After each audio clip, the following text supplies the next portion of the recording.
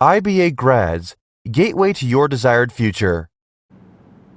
अस्सलाम वालेकुम, this is Adnan Qamar Siddiqui, course coordinator E CAT M CAT IBA grades and छाजाओ। छोटा सा तारुफ है और इसमें बहुत कुछ सीखा। ये तारुफ जब तक मेरा बना तो अल्हम्दुलिल्लाह ये 23rd सेशन होगा E CAT M CAT program का, जिसमें बच्चों की काउंसलिंग भी की और बच्चों को पढ़ाया भी, और अल्हम्दुलिल्लाह बच्चे जो हैं वो अपने डिज़ायर यूनिवर्सिटी तक पहुँचे भी। अब जो 23rd का सेशन है इसमें किन बातों की एहतियात है, और पिछले जिन सालों से मैंने बहुत सारा तजर्बा हासिल किया तो उससे आप लोगों को क्या फ़ायदा हो सकता है। तो सबसे इम्पॉर्टेंट बात तो जो सामने आई है वो है प्लानिंग की। वो तमाम स्टूडेंट्स जो अपनी अच्छी प्लानिंग करते हैं वो अपनी डिज़ायर यूनिवर्सिटी में बआसानी एडमिशन भी ले लेते हैं और फिर डिज़ायर प्रोग्राम में डिज़ायर फील्ड के अंदर इंजीनियरिंग करके एक अच्छा करियर डेवलप कर लेते हैं अपने इंटरेस्ट के मुताबिक।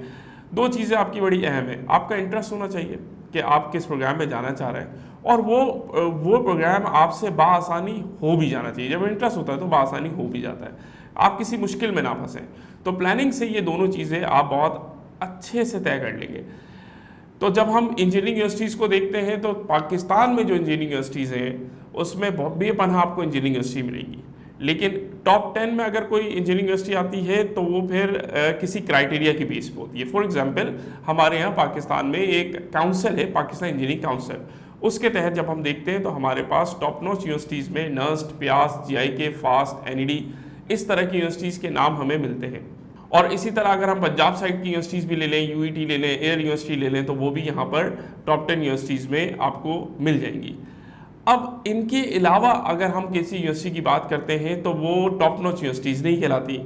तो बेहतर यही होता है कि अगर आप लोग ये चाह रहे हैं, हमारे तमाम इंटर और A-levels के स्टूडेंट, कि हम पाकिस्तान में रह के इंजीनियरिंग करें, तो बेटा एटलीस्ट आपका ये ख्याल या ये ख्वाब तो होना चाहिए कि पाकिस्तान की टॉप नॉच यूनिवर्सिटी से करें, कोई XYZ यूनिवर्सिटी में आप एडमिशन ना लें।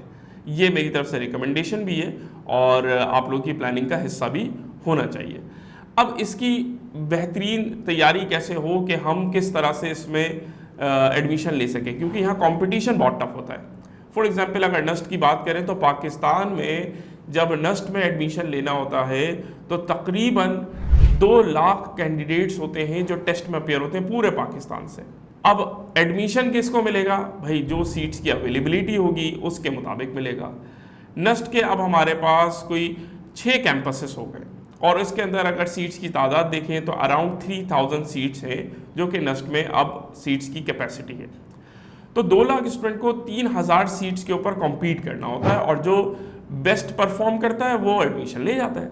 तो ये इस तरह से नस्ट का क्राइटेरिया आपके सामने आ गया कि नस्ट में अगर आपको जाना है तो आपको हर लिहाज से अपनी परफॉर्मेंस बेहतर शो करनी पड़ेगी। अब इसमें हर लिहाज में क्या क्या चीज़ें आ जाती है, मोटी मोटी बताया तो मैं आपको। जैसे आपने अगर इंटर किया है, FSC किया है, तो ये आपका 15% शामिल होगा।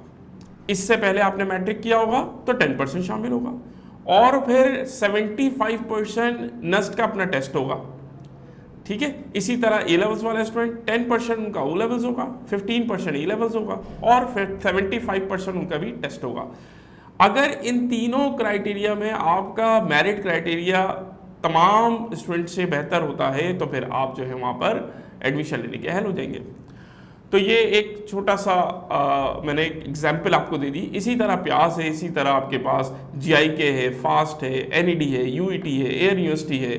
तो ये तमाम वो यूनिवर्सिटीज़ हैं जहाँ पर आपको एडमिशन लेने के लिए कंपटीशन से गुजरना होगा, और कंपटीशन के बाद एक मेरिट क्राइटेरिया होता है। उस मेरिट क्राइटेरिया में आपका FSC, आपका मैट्रिक और आपका A-levels जो भी आपने अभी तक कर लिया है। कुछ बच्चे हैं जो हमारे कैम्ब्रिज बोर्ड से O-levels A-levels करते हैं, और कुछ बच्चे हमारे मैट्रिक बोर्ड से मैट्रिक और फिर इंटर बोर्ड से इंटर करते हैं।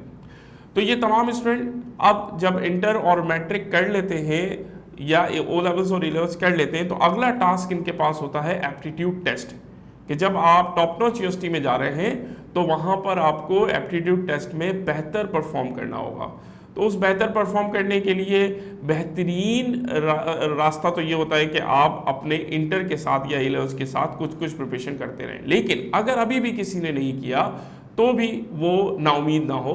और अब यहाँ पर हम 18 मई से ए लेवल्स के और इंशाल्लाह जून के फर्स्ट वीक से इंटर के crash batches for E CAT start करने जा रहे हैं, जिसमें हम तमाम टॉप नॉच यूनिवर्सिटीज़ की आपको प्रिपरेशन कराएंगे इंशाल्लाह। कुछ यूनिवर्सिटी की डेट अनाउंस हो चुकी है, कुछ की डेट अनाउंस हो रही है, रजिस्ट्रेशन प्रोसेस कुछ के अनाउंस हो चुके हैं, कुछ के अभी होने बाकी हैं। इन तमाम की अपडेट्स आपको इंशाल्लाह वक्त के साथ साथ हमारे IB ग्रेड्स के फेसबुक पेज पे, हमारे झाझों के पेजेस पे इंशाल्लाह आपको मिल जाएगी। आपके इस वक्त जो जिम्मेदारी है वो क्या है? वो आपकी जिम्मेदारी है कोर्स का वक्त पे कंप्लीट करना, क्योंकि टाइम कम है। जब टाइम कम होता है तो आपने अपनी प्लानिंग को और ज़्यादा मजबूत करना होता है। मतलब जितना आप होमवर्क कर लेंगे ना, उतना ही ज़्यादा आपका रिजल्ट बेहतर हो जाएगा। तो इसी तरीके से जब आप प्लान अच्छा कर लेंगे तो आपको कोर्स करने में आसानी होगी। तो अभी से आप इसकी प्लानिंग फ़ौरन करें और इसको तय करें कि अब आपने इंटर के एग्ज़ाम्स के अगले दिन से आपने एप्टीट्यूड को स्टार्ट लेना है। एक दिन भी ज़ाया करना आपके लिए मुश्किल हो जाएगा, क्योंकि पहले ही आपने डिले किया इसको। इसी तरह ए लेवल्स वाला स्टूडेंट 18 मई को, 21 मई को इस तरह से फ्री हो रहा है। तो जब वो फ्री हो रहा है तो उसने अगले ही दिन से अपने नस्ट की, अपने JIK की, अपने फास्ट की, NED की, UET की, एयर यूनिवर्सिटी की तैयारी स्टार्ट करनी है, ताकि वो वक्त पे कोर्स कंप्लीट करे। सबसे जल्दी जो टेस्ट होता है, टेस्ट की जो डेडलाइन है, मैं थोड़ा सा आपको कंक्लूड करके बता देता हूँ कि फर्स्ट वीक ऑफ जुलाई आपके टेस्ट की डेडलाइंस होती हैं। फिर उसके बाद फर्स्ट वीक में, सेकंड वीक में, थर्ड वीक में ऑलमोस्ट सारे टेस्ट आपके टॉप नॉच यूनिवर्सिटीज़ के हो जाते हैं। इस दफ़ा राउंड 1 NED भी फर्स्ट वीक ऑफ जुलाई में अनाउंस्ड हो चुका है, 8 जुलाई उसकी डेट आ गई है। ठीक है, तो वो तमाम स्टूडेंट जो कि इस वक्त तक अभी अपनी एंट्री टेस्ट की प्रिपरेशन, एप्टीट्यूड टेस्ट की प्रिपरेशन स्टार्ट नहीं कर चुके हैं, उनके लिए ये एक अनाउंसमेंट है कि वो अब अपनी टेस्ट की तैयारी फौरी तौर पर स्टार्ट करें। ए लेवल स्टूडेंट 18 मई से स्टार्ट करेंगे और इंटर के student first week of June में स्टार्ट कर देंगे, क्योंकि उनके paper first week of June में इंशाल्लाह कंप्लीट हो जाएंगे। ठीक है, तो ये एक तुम लोगों के लिए अनाउंसमेंट थी, ताकि तुम लोग कोई गलती ना करो। कोई ऐसा ना हो जाए कि 2-3 दिन या 4 दिन या 5 दिन का गैप ले रहे हैं, आप सोच रहे हैं, अभी आप किसी से पूछ रहे हैं, दोस्तों से राय ले रहे हैं। बेटा अब राय लेने का टाइम नहीं है। अब जिसने ये टाइम ज़ाया किया वो कोर्स कंप्लीट करने में डिले करेगा। जब कोर्स कंप्लीट नहीं होगा तो प्रिपरेशन टाइम आपको नहीं मिलेगा। अब आप ये भी एक छोटी सी बात में करके अपनी बात कंप्लीट करता हूँ कि प्रिपरेशन और कोर्स में फ़र्क होता है। कोर्स टीचर कराता है, प्रिपरेशन आप करते हैं। प्रिपरेशन आप क्या करते हैं? आप घर जाके उसको होमवर्क करते हैं, पास्ट पेपर करते हैं, प्रैक्टिस करते हैं। बहुत सारी चीज़ें हैं जो आपने रिव्यू करनी होती है, जो टीचर ने आपको क्लास में कराई होती है। तो अगर वो रिव्यू नहीं होता, वो रिवीजन अच्छा नहीं होता, तो फिर प्रिपरेशन नहीं होती, कोर्स कंप्लीट हो जाता है। तो इसलिए अपनी एक एक मिनट को आप जो है ना कीमती समझें, और एग्ज़ाम के फ़ौरन बाद आप इसकी जो है ना प्लानिंग कर लें कि एग्ज़ाम के फ़ौरन बाद आपने अपने एप्टीट्यूड की क्लासेस स्टार्ट करनी है। गुड लक, अल्लाह ताला आप लोगों को अपने एग्ज़ाम्स में कामयाब करे। ए लेवल्स के स्टूडेंट्स अभी पेपर दे रहे हैं, अल्लाह ताला उनकी मदद करे, आसानी, उनके सारे पेपर्स आसान हों।